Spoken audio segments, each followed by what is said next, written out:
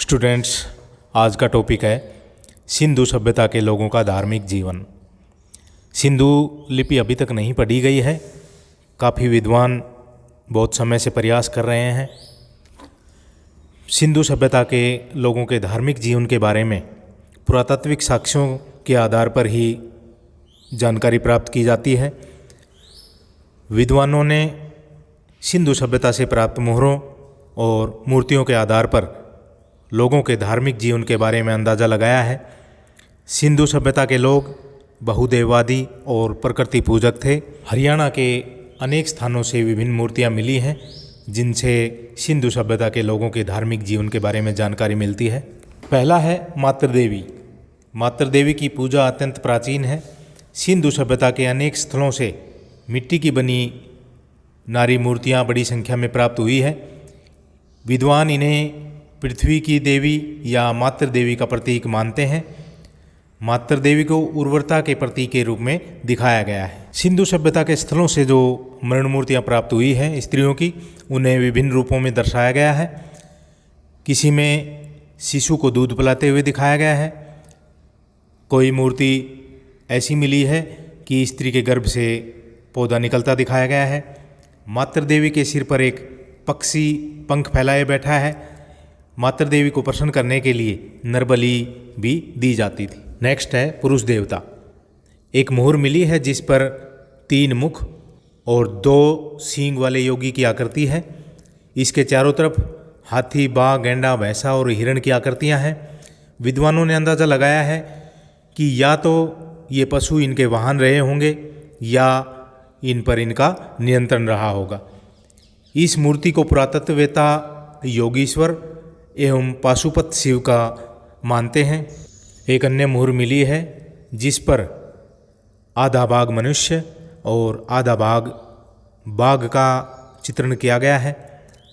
मोहनजोदड़ो से एक मुहर मिली है जिस पर गणेश और शिव का चित्रण किया गया है। नेक्स्ट है वृक्ष पूजा। सिंधु सभ्यता में वृक्ष पूजा भी प्रचलित थी। वृक्षों को देवी देवताओं या इनके इष्टों का आवास मानकर पूजा जाता था। मुहरों पर पीपल का अंकन सबसे अधिक मिलता है। नीम भी इसके बाद प्रमुख था। मोहनजोदड़ो से प्राप्त एक मुहर पर 2 जुड़वा पशुओं के सिरों पर पीपल की पत्तियां दिखाई गई है। एक अन्य मुहर पर पीपल की डालों के बीच एक देवता का चित्र है जिसकी आराधना 7 स्त्रियां कर रही हैं। मृद भांडों पर भी पीपल की पत्तियों का चित्रण किया गया है। नेक्स्ट है पशु पूजा।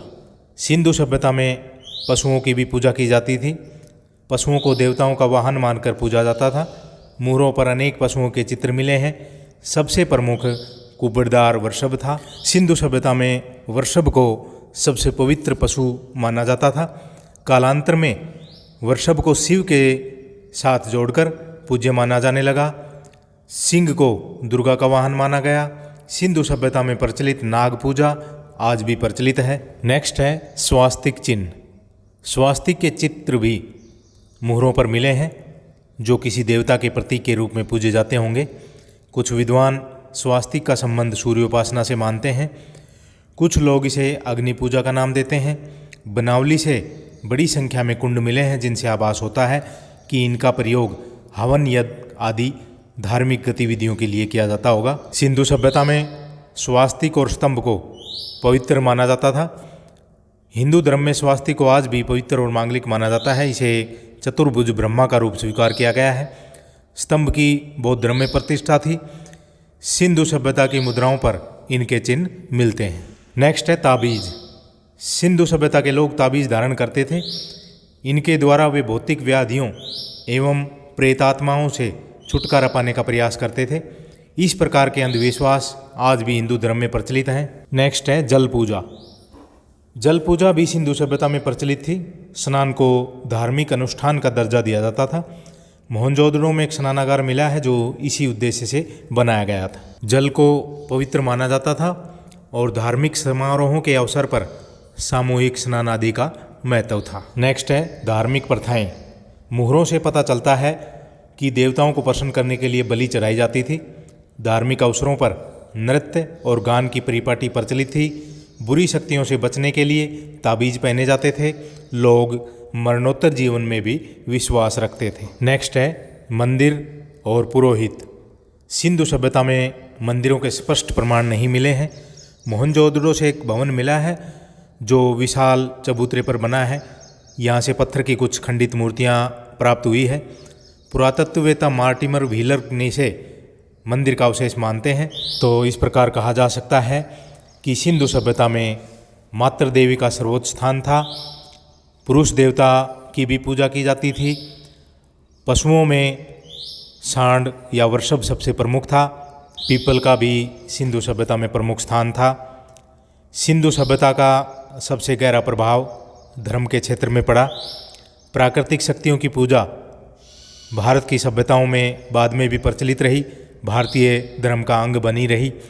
पशु पूजा, शिवाराधना, शक्ति पूजा, स्वास्तिक चिन्ह, पीपल और मातृशक्ति की पूजा आज भी सिंधु सभ्यता से ग्रहण करके हिंदू धर्म में प्रचलित है।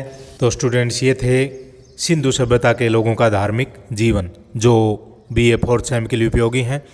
ज़्यादा से ज़्यादा स्टूडेंट्स को शेयर करें। Thank you.